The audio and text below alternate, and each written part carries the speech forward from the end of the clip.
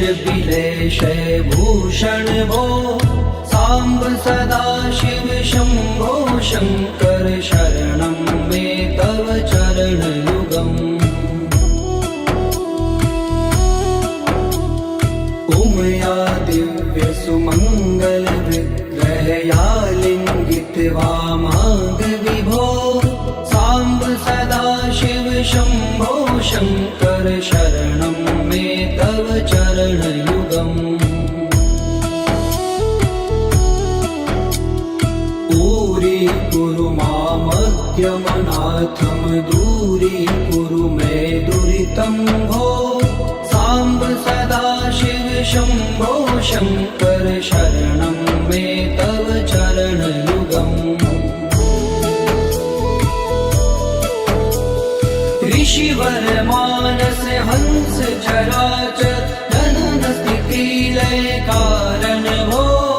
शाम्ब सदा शिव शम्भो शङ्कर शरणं मे तव चरणयुगम् अन्तःकरण विशुद्धिं भक्तिं च त्वयि सतिं प्रदेहि विभो साम्ब सदा शिव शम्भो शङ्कर शरणं मे तव चरणयुगम्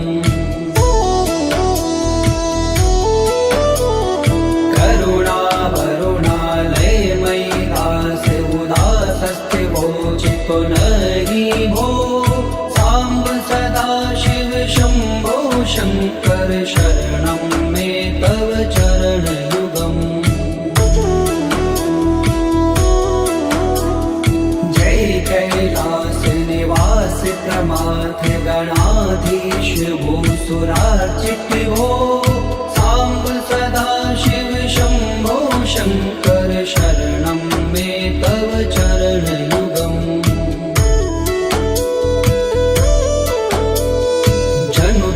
झंकिनु जनु तक किट तक शब्देर्नटसि महानट भो साम्ब सदा शिव शम्भो शङ्कर शरणं मे तव चरणयुगम् धर्म स्थापन दक्ष प्रयक्ष गुरो दक्ष यज्ञ शिक्षक भो शाम्ब सदा शिव शम्भो शङ्कर शरणं मे तव चरणयुगम् बलमारोग्यं चायुस्त्वद्गुणरुचितं चिरं प्रदेहि विभो साम्ब सदा शिव शम्भो शङ्कर शरणं मे तव चरणयुगम् सर्वदेव सर्वोत्तम सर्वद दुर्वृत्त गर्वहरण विभो साम्ब सदा शिव शम्भो शङ्कर शरणं मे तव चरणयुगम् भगवन भर्ग भयापह भूतिपते भूतिभूषिताङ्ग विभो साम्ब सदा शिव शम्भो शङ्कर शरणं मे तव चरणयुगम् षड्पुषडूर्वे षड्विकार हर सन्मुख षण्मुख जनक विभो साम्ब सदा शिव शम्भो शङ्कर शरणं मे तव चरणयुगम्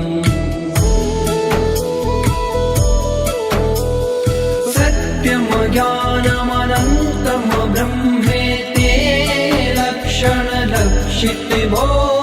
साम्ब सदा शिव शम्भो शङ्कर शरणं मे तव चरणयुगम् हा हा हो मुख सुर गायक गीता पदान पद्य विभो साम्ब सदा शिव शम्भो शङ्कर शरणं मे तव चरणयुगम्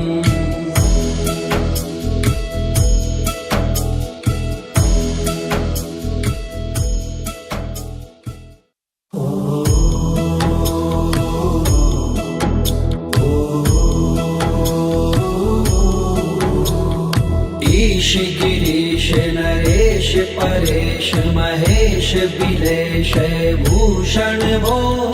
साम्ब सदाशिव शम्भो शङ्कर शरणं मे तव चरणयुगम् उमया दिव्य सुमङ्गल विग्रहया लिङ्गित्वा माग विभो साम्ब सदाशिव शम्भो शङ्कर शरणं मे तव चरणयुगम् दूरी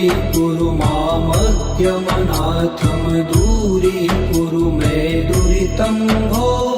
साम्ब सदाशिव शम्भो शङ्कर शरणं मे तव चरणयुगम्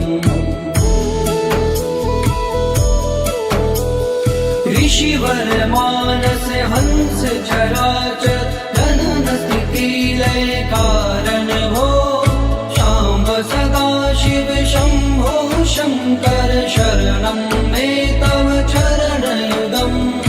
अन्तःकरण विशुद्धिं भक्तिं च त्वयि सतिं प्रदेहि विभो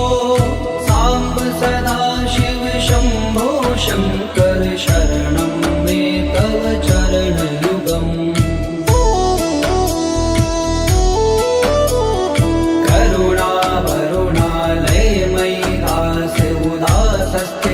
चितो नहि भो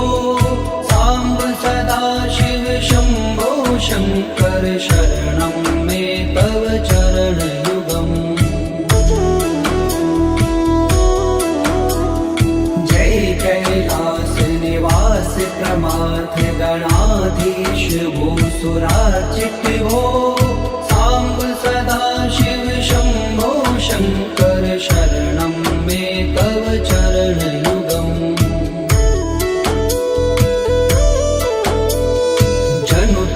जंकिनु जनु तक किट तक शब्देर्नटसि महानट हो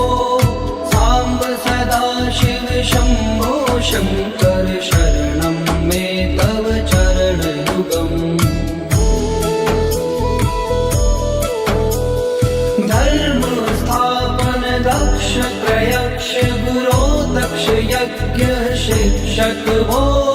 शाम्ब सदाशिव शम्भो शङ्कर शरणं मे तव चरणयुगम् बलमारोग्यं चायुस्त्वद्गुणरुचितं चिरं प्रदेहि विभो साम्ब सदाशिव शम्भो शङ्कर शरणं मे तव चरणयुगम् सर्वदेव सर्वोत्तम सर्वद दुर्वृत्त गर्वहरण विभो साम्ब सदाशिव शम्भो शङ्कर शरणं मे तव चरणयुगम् भगवन भर्ग भयापह भूतिपते भूतिभूषिताङ्ग विभो साम्ब सदाशिव शम्भो शङ्कर शरणं मे तव चरणयुगम् षड्कुषडूर्वे षड्विकार हर सन्मुख षण्मुख जनक विभो साम्ब सदाशिव शम्भो शङ्कर शरणं मे तव चरणयुगम् सत्यं ज्ञानमनन्तं ब्रह्मेते लक्षणलक्षित भो शाम्ब सदाशिव शम्भो शङ्कर शरणं मे तव चरणयुगम् हा हा हो मुख सुर गायक गीता पदान पद्य विभो साम्ब सदाशिव शम्भो शङ्कर शरणं मे तव चरणयुगम्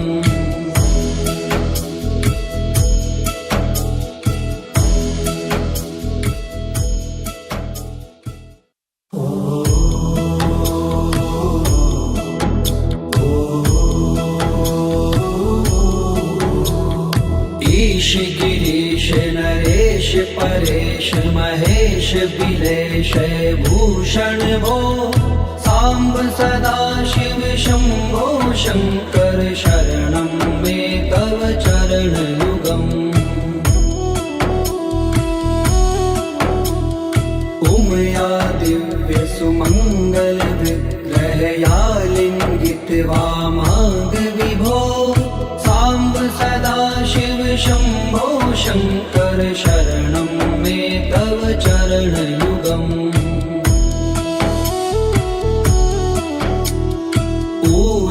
कुरु मामद्यमनाथं दूरीकुरु मे दुरितं भो सांब सदा शिव शंभो शंकर शरणं मे तव चरणयुगम् ऋषिवर मानस हंस चराचर जनन स्थिति लय कारण भो शाम्ब सदा शिव शंभो शंकर शरणं मे तव चरणयुगम् अन्तःकरण विशुद्धिं भक्तिं च त्वयि सतिं प्रदेहि विभो सांब सदा शिव शंभो शंकर शरणं मे तव चरणयुगम्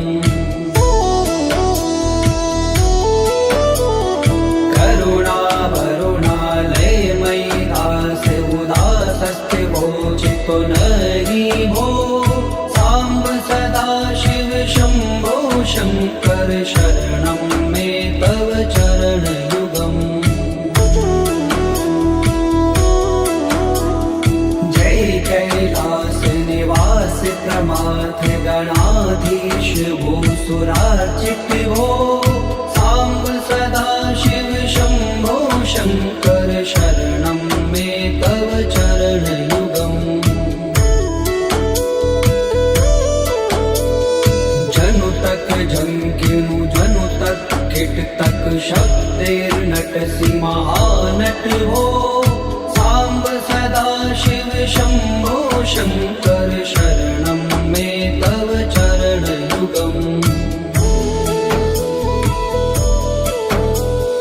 धर्म स्थापन दक्ष प्रयक्ष गुरो दक्ष यज्ञ शिक्षक भो शाम्ब सदा शिव शंभो शंकर शरणं मे तव चरणयुगम् बलमारोग्यं चायुस्त्वद्गुणरुचितं चिरं प्रदेहि विभो सांब सदा शिव शंभो शंकर शरणं मे तव चरणयुगम् सर्वदेव सर्वोत्तम सर्वद दुर्वृत्त गर्वहरण विभो सांब सदा शिव शंभो शंकर शरणं मे तव चरणयुगम् भगवन भर्ग भयापह भूतपते भूतिभूषितांग विभो शाम्ब सदा शिव शंभो शंकर शरणं मे तव चरणयुगम् षड्कुषडूर्वे षड्विकार हर सन्मुख षण्मुख जनक विभो सांब सदा शिव शंभो शंकर शरणं मे तव चरणयुगम् सत्यं ज्ञानमनन्तं ब्रह्मेति लक्षण लक्षित भो शाम्ब सदा शिव शंभो शंकर शरणं मे तव चरणयुगम् हा हा हो मुख सुर गायक गीता पदान पद्य विभो सांब सदा शिव शंभो शंकर शरणं मे तव चरणयुगम्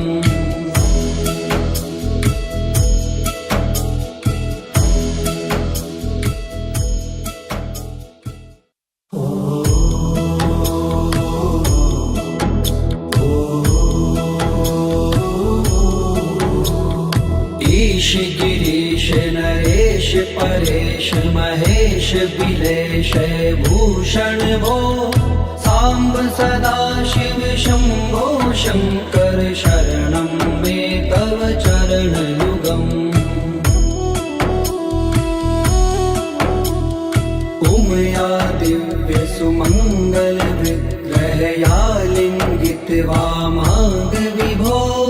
सांब सदा शिव शंभो शंकर शरणं मे तव चरणयुगम्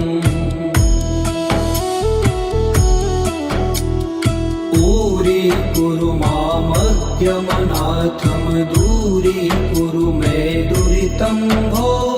सांब सदा शिव शंभो शंकर शरणं मे तव चरणयुगम् ऋषिवर मानस हंस चराचर जनन स्थिति लय कारण भो सांब सदा शिव शंभो शंकर शरणं मे तव चरणयुगम् अन्तःकरण विशुद्धिं भक्तिं च त्वयि सतिं प्रदेहि विभो सांब सदा शिव शंभो शंकर शरणं मे तव चरणयुगम्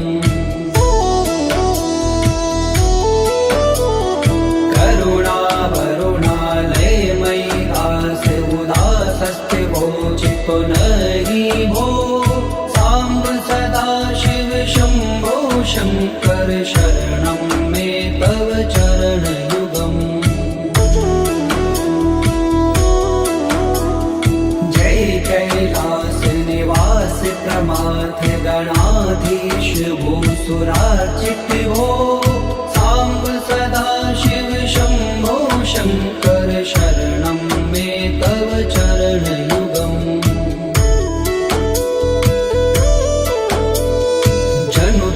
झंकिनु जनु तक किट तक शब्दैर्नटसि महानट भो सांब सदा शिव शंभो शंकर शरणं मे तव चरणयुगम्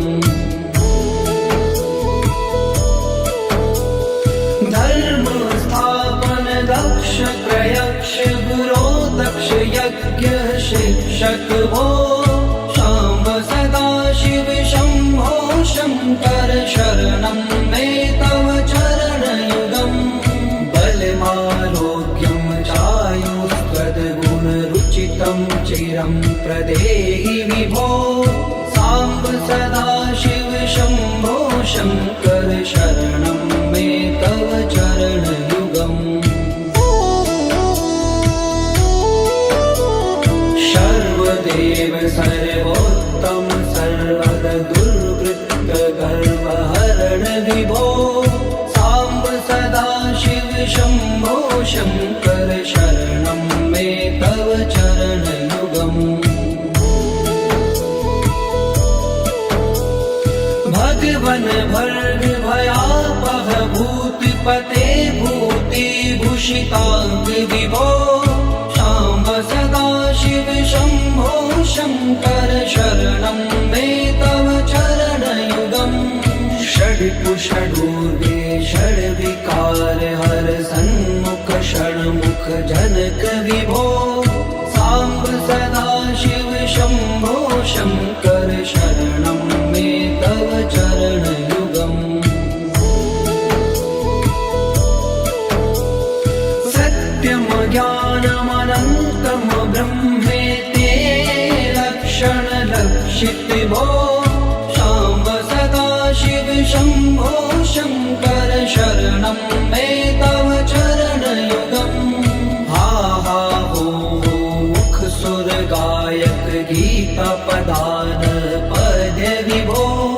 सांब सदा शिव शंभो शंकर शरणं मे तव चरणयुगम्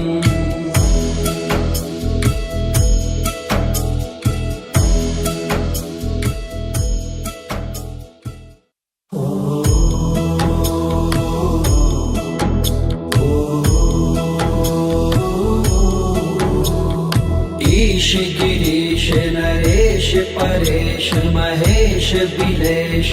भूषण भो सांब सदा शिव शंभो शंकर शरणं मे तव चरण युगम् उमया दिव्य सुमंगल विग्रहया लिंगित वामांग विभो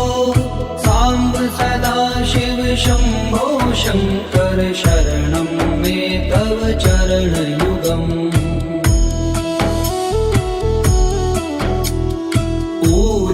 कुरु मामज्ञमनाथं दूरी कुरु मे दुरितं भो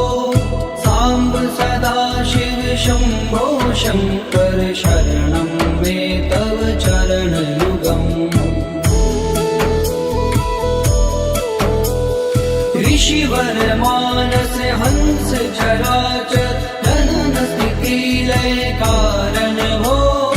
सांब सदा शिव शंभो शंकर शरणं मे तव चरण युगम् अन्तःकरण विशुद्धिं भक्तिं च त्वयि सतिं प्रदेहि विभो सांब सदा शिव शंभो शंकर शरणं मे तव चरण युगम्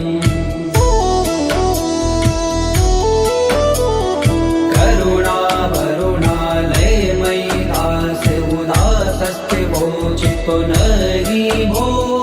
सांब सदा शिव शंभो शंकर शरणं मे तव चरण युगम् जय कैलास निवास प्रमाथ गणाधीश भूसुरार्चित भो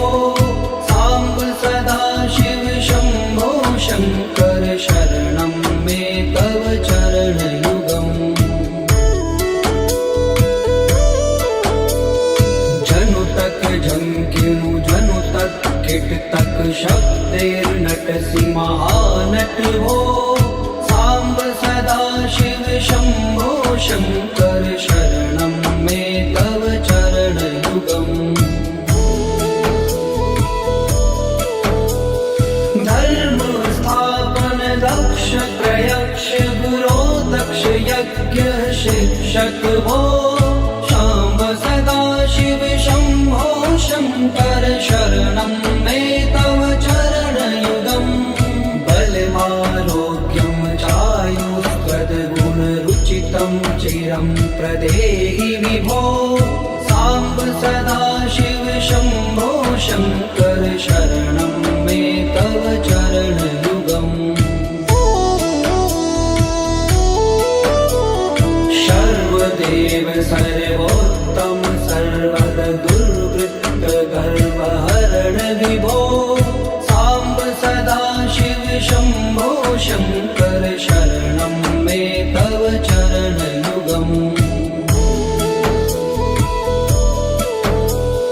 भगवन भर्ग भयापह भूतिपते भूति भूषितांग विभो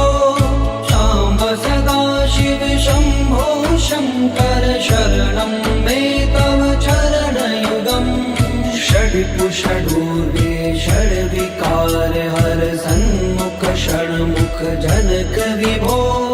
सांब सदा शिव शंभो शंकर शरणं मे तव चरण युगम् सत्यम ज्ञानमनन्तम ब्रह्मेते लक्षण लक्षित